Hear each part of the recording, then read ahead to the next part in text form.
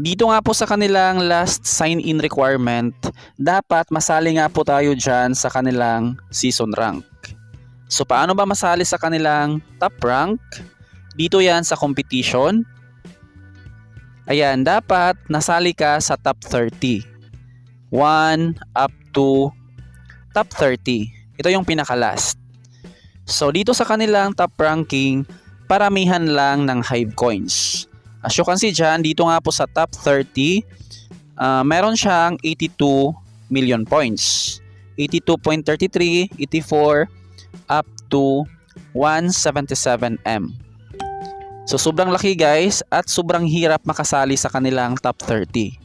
So bawat season ay matatapos siya in 3 days. As you can see dito sa ating countdown, 1 day and 18 hours. After 3 days, malalaman na nga po natin guys or meron na nga pong result sa mga winners.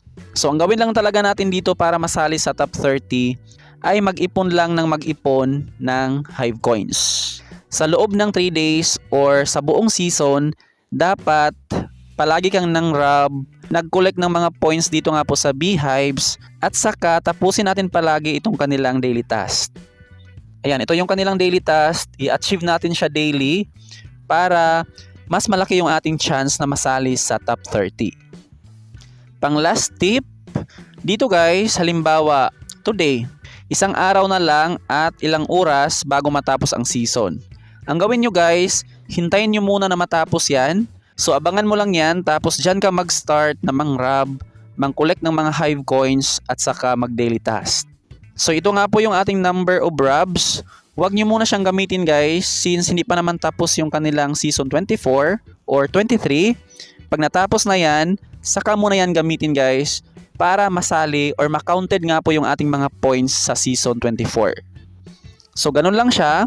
Marami kasing nagtatanong dito kung bakit daw sobrang dami na nilang Hive coins pero hindi nga po sila nasali sa top ranking. Ganito kasi yan, bawat season mag-reset yan lahat. Kahit malaki pa yung balance mo dyan na Hive coins, hindi po yan kabilang sa ranking.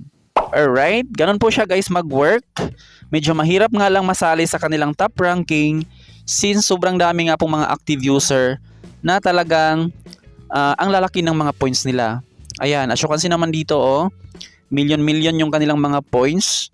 Ayan, dito naman sa pag-grab ng mga points, bali piliin mo guys yung may malaking points. Halimbawa, mag-search tayo dyan. Pwede kasi yan continue searching kapag maliit yung points. Halimbawa, ito siya, 30,000 points lang.